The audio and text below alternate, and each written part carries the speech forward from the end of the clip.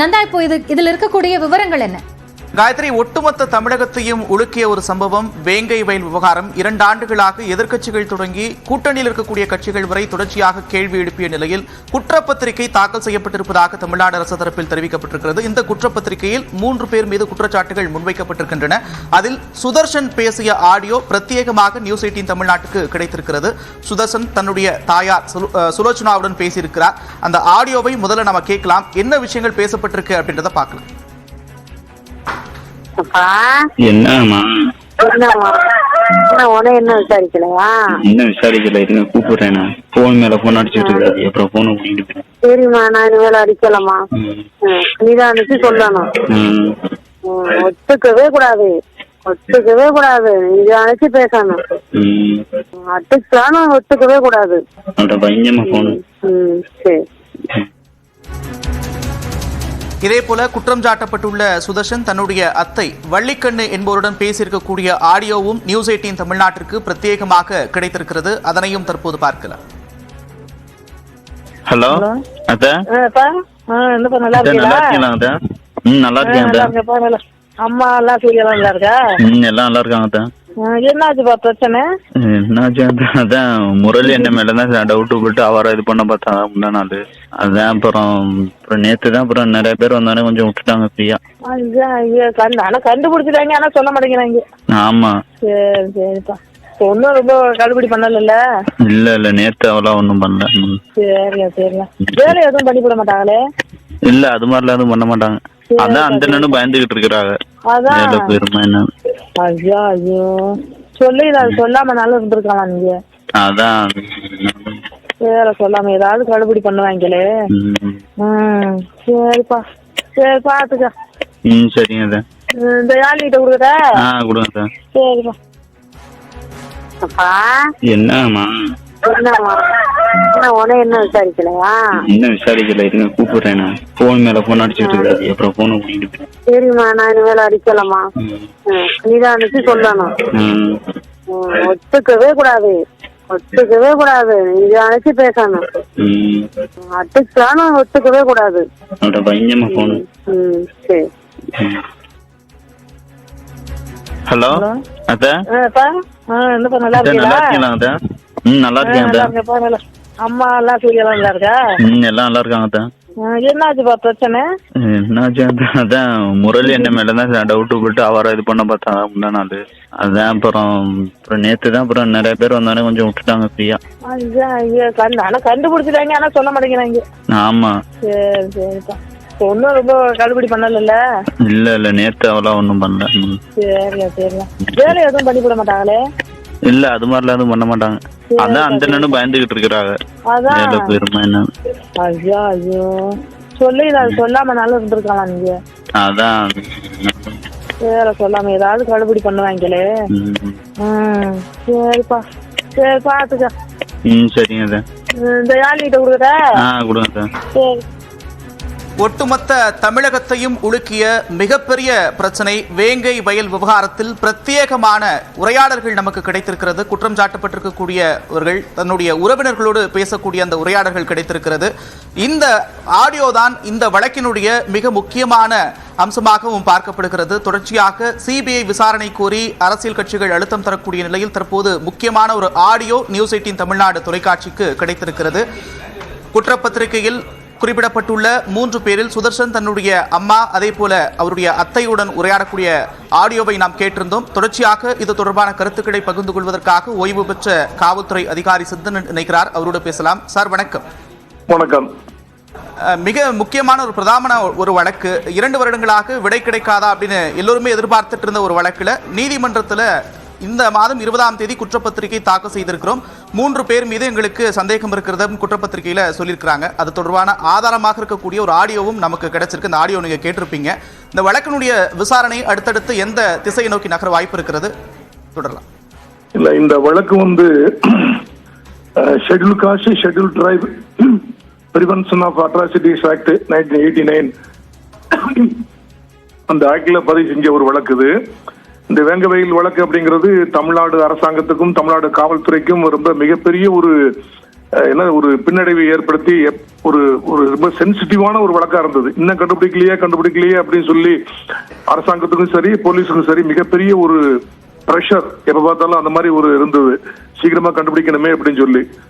இதுல போலீஸ் வந்து ரொம்ப மிக பொறுமையாக தொடர்ந்து நிறைய நபர்களை கண்காணித்து ஒருத்தர் யார் யாரை கான்டாக்ட் பண்றாங்க, யார் யாரை மீட் பண்றாங்க, என்ன பேசிக்கிறாங்க அப்படின்னு சொல்லி மிக பொறுமையா இருந்து இந்த வழக்குல வந்து கண்டுபிடிச்சது அப்படிங்கிறது மிக ஒரு பாராட்டுக்குரியது. நேற்று வழக்கு விசாரணைக்கு வரும்போது உயர்நீதிமன்றத்தில் வந்து 3 நபர்கள் மீது நாங்க பிக்ஸ் பண்றோம் அப்படின்னு அறிக்கை கொடுத்துருக்காங்க. உயர்நீதிமன்றம் வந்து அப்படின்னா நீங்க அப்டேட் அதை ஃபைல் பண்ணுங்க அப்படின்னு சொல்லிருக்காங்க.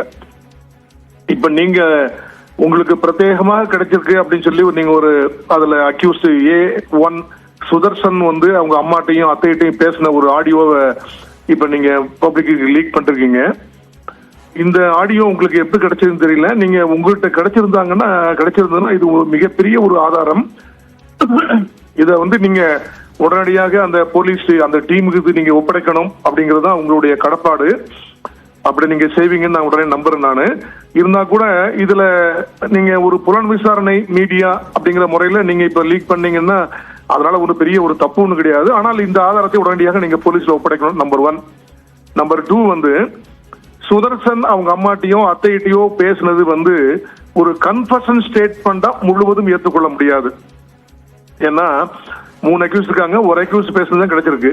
பழைய இந்தியன் எவிடன்ஸ் ஆக்ட், இந்திய தண்டனை சட்டத்தினுடைய சட்டப்பிரிவு 227 பிரகாரமும் இப்போதைய பாரதிய சாட்சிய அதிநியம் என்ற இந்த சட்டத்தினுடைய புதிய சட்டத்தினுடைய சட்டப்பிரிவு 23ல விதிவிலக்கில் வருகின்றவாறு இது ஒரு கன்ஃபஷனல் ஸ்டேட்மெண்டாக அட்மிஷன் ஆகாது, கோர்ட்ல ஏற்றுக்கொள்ள மாட்டாங்க. ஏன்னா ஒரு போர்ஷன் தான் சொல்றாங்க, நீ மேக்கம் அடிச்சு கேட்டாலும் சொல்லாத அப்படின்னு சொல்லி. இதனுடைய தொடர்ச்சியாக ஏதாவது ஒரு சீசர், ஏதாவது ஒரு டிஸ்கவரி ஆஃப் மெட்டீரியல் ஃபேக்ட் இருந்தால் மட்டும்தான் அந்த இது முழுமையாக ஏற்றுக்கொள்ளப்படும், நம்பர் 1. ஆனால் கில்ட்டி கான்டாக்ட் சொல்லுவாங்க, அவருடைய ஒரு குற்ற அந்த நடத்தை அப்படிங்கிறது இதுல நிரூபமாகுது. பழைய இந்தியன் பீனல் கோட்ல பழைய இந்தியன் எவிடன்ஸ் ஆக்ட்ல சட்டப்பிரிவு 8ல வந்து கில்ட்டி கான்டாக்ட் வந்து it's very much relevant fact admissible in the court of law. அதனால இந்த டேப் வந்து உண்மையான டேப் தானா, இவங்க 2 பேரும் பேசுறது உண்மைதானா, அவங்களுடைய வாய்ஸ் சாம்பிள் இந்த வாய்ஸ் சாம்பிள் எல்லாம் ஒத்து போகுதா, இப்போ இருக்கிற இந்த புதுசா வந்த கிரிமினல் ப்ரொசீஜர் ஐடென்டிபிகேஷன் ஆக்ட் 2022 பிரகாரம் இந்த வாய்ஸ் சாம்பிளை வந்து உடனடியாக புதுசா போலீசார் வந்து அந்த சுதர்சன் அவங்க அம்மா அத்தை 3 பேருக்கும் வாய்ஸ் சாம்பிளை ரெக்கார்ட் பண்ணி இந்த டேப்பில் உள்ள வாய்ஸும் அதுவும் ஒரே வாய்ஸா இல்ல கன்கார்டட் வாய்ஸா அப்படின்னு செக்அப் பண்ணி சர்டிபிகேட் வாங்கி கோர்ட்ல ப்ரொடியூஸ் பண்ணாங்கன்னா கண்டிப்பா இந்த ஆடியோ சாம்பிள் வந்து விசாரணை நீதிமன்றத்தால் ஏற்றுக்கொள்ளப்படும். இந்த அக்யூஸ் உடைய கில்ட்டி கான்டாக்ட் ப்ரூவ் பண்ணப்படும், அதுக்கு ரொம்ப உதவியாக இருக்கும். இந்த SCSC atrocities prevention of atrocities act 1989 பொறுத்தமட்டில் சில குற்றங்களில் வந்து இந்த பேர்டன் ஆஃப் ப்ரூஃப் வந்து டோட்டலி போலீஸ் இருக்காது. It shifts from the prosecution to the accused தான் நான் குற்றவாளி இல்லைங்க, நான் நிரபராதி என்பதை கோர்ட்டில் நிரூபிக்க வேண்டிய அந்த பொறுப்பு அவருக்கு இருக்குது, நிரூபிக்கும் சுமை அவருக்கு வந்துடும். அதனால இதை ஒரு எக்ஸ்ட்ரா ஜுடிஷியல் கன்ஃபெஷனாவும் எடுத்துக்கிடலாம். இவர் செஞ்ச ஆமா நான் வந்து பெருசா ஒண்ணு சொல்லல, நான் சொல்ல மாட்டேன், நீங்க பயப்படாதீங்கம்மா அப்படின்னா அம்மாட்டையும் அத்தையிட்டையும் எக்ஸ்ட்ரா ஜுடிஷியல் கன்ஃபெஷன் இவர் கொடுத்துக்காருங்க அப்படிங்கிற மாதிரி தான் வருது. ஒரு பார்ஷியலா ஒரு ஃபுல் ஸ்டேட்மெண்டா இல்லைன்னா கூட இது கண்டிப்பாக ஒரு அட்மிசிபிள் ஃபேக்ட் தான். எக்ஸ்ட்ரா ஜுடிஷியல் கன்ஃபெஷன் மாதிரியும் கில்ட்டி கான்டாக்ட் மாதிரியும் கோர்ட்ல இது கண்டிப்பாக அட்மிசிபிள் ஆகும். இந்த அக்யூஸ்ட் சுதர்சன் அண்ட் அதர்ஸ் கன்விக்ஷனுக்கு இந்த வழக்கு ரொம்ப இந்த ஸ்டேட்மெண்ட் இந்த ஆடியோ ரொம்ப ஒரு உதவியாக இருக்கும். நீங்களும் ஒரு மீடியாங்கிற முறையில் ஒரு இன்வெஸ்டிகேட்டிவ் ஜேர்னலிசம் அல்லது இன்வெஸ்டிகேட்டிவ் மீடியாங்கிற முறையில் இதை நீங்க இப்போ ஒளிபரப்பிட்டீங்க இருந்தால் கூட இது உடனடியாக நீங்க போலீஸுக்கு ஒப்படைச்சா தான் நீங்க உங்க கடப்பாடை முழுவதுமாக செய்தவர்களாவீர்கள். ஏன்னா பழைய 39 CRPCல அது மாதிரி புது வந்த பாரதிய நகரி சுரக்ஷா சங்கீதால கூட உங்களுக்கு ஒரு இன்வெஸ்டிகேஷன் ஒரு கேஸை பற்றி ஒரு தகவல் தெரியுதுன்னா உடனடியாக நீங்க கன்சர்ன்ட் போலீஸ் ஆஃபீஸருக்கு இன்ஃபார்ம் பண்றது உங்க கடப்பாடு அப்படின்னு சொல்லிருக்காங்க. நீங்க அதை செய்வீங்க நான் நம்புறேன். இப்போ இந்த அளவுக்கு இந்த மாதிரி ஒரு டேப் கிடைச்சது அப்படிங்கிறது ஒரு நல்ல விஷயம் தான்.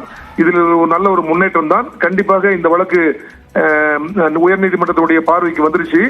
அதனால விரைவில் குற்றப்பத்திரிகையில் அறிக்கை மட்டும் தாக்கல் செய்திருக்கிறாங்களா அல்லது இறுதி அறிக்கையே தாக்கல் செய்து விட்டார்களா என்று தெரியவில்லை. இருதறிக்கை தாக்கல் செய்து விட்டான்னா அதுக்கு முன்னாடி இதெல்லாம் வந்து இந்த டேப் எல்லாம் ஃபாரன்சிக் சயின்ஸ் லேப் அனுப்பி அவங்க சர்டிபிகேட் வாங்கணும். அவங்க அந்த வாய்ஸ் சாம்பிள்லாம் வாங்கி சரி பண்ணா தான் அது அட்மிஷன் ஆகும். அதை கண்டிப்பாக செய்வார்கள் என்று நம்புகிறேன்.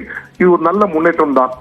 நிச்சயமாக இதே ஆடியோ விசாரணை அதிகாரிகள் வசமும் இருக்கும் என்று நம்புகிறோம். தொடர்ச்சியாக பல்வேறு விஷயங்களை பதிவு செய்திருந்தீங்க. ஆடியோ கிடைத்திருந்தாலும் கூட அதனுடைய உண்மைத்தன்மையை உறுதிப்படுத்த வேண்டும். அதன் பிறகு இந்த வழக்கினுடைய கோணம் எப்படி போகும் அப்படின்றத பொறுத்திருந்து பார்க்க வேண்டியது இருக்கிறது. இணைப்பில் வந்து கருத்துக்களை பகிர்ந்து கொண்டமைக்கு நன்றி திரு சித்தன்.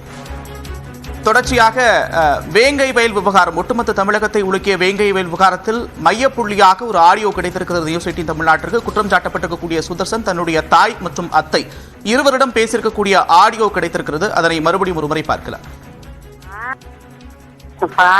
என்னம்மா என்ன விசாரிக்கலையா? என்ன விசாரிக்கல, இருங்க கூப்பிடுறேன். போன் மேல போன் அடிச்சுட்டு இருக்காது, அப்புறம் போன கூட்டிட்டு. சரிம்மா, நான் இனிமேல் அடிக்கலாமா? நிதானிச்சு சொல்லணும். ஒத்துக்கவே கூடாது, நிதானிச்சு பேசணும். அடிச்சாலும் ஒத்துக்கவே கூடாது. பயங்கரமா போன. சரி. ஹலோ அத்தா, என்னப்பா நல்லா இருக்கீங்களா? அத்தா நல்லா இருக்கேன். அம்மா எல்லாம் நல்லா இருக்கா? எல்லாம் நல்லா இருக்காங்க. என்னாச்சுப்பா பிரச்சனை? என்னாச்சு அதான் முரளி என்ன மேலதான் டவுட்டு போட்டு அவரை இது பண்ண பார்த்தா முந்தா நாள். அதான் அப்புறம் நேத்து தான் அப்புறம் நிறைய பேர் வந்தானே கொஞ்சம் விட்டுட்டாங்க ஃப்ரீயா. ஆனா கண்டுபிடிச்சிட்டாங்க, ஆனா சொல்ல மாட்டேங்கிறாங்க. ஆமா. சரி சரிப்பா. ஒன்னும் ரொம்ப கடுபிடி பண்ணல? இல்ல நேத்து அவெல்லாம் ஒன்னும் பண்ணல. சரியா சரியா. வேலை எதுவும் பண்ணி போட மாட்டாங்களே? இல்ல அது மாதிரிலாம் எதுவும் பண்ண மாட்டாங்க. அதான் அந்த நின்னு பயந்துகிட்டு இருக்கிறாங்க. அதான் பேருமா என்ன? ஐயோ ஐயோ, சொல்லி சொல்லாம நல்லா இருந்திருக்கலாம் நீங்க. அதான் வேற சொல்லாம ஏதாவது கடுபிடி பண்ணுவாங்களே. சரிப்பா, சரி பாத்துக்க. சரிங்க. இந்த யாழ்கிட்ட கொடுக்குறா? கொடுங்க. சரி.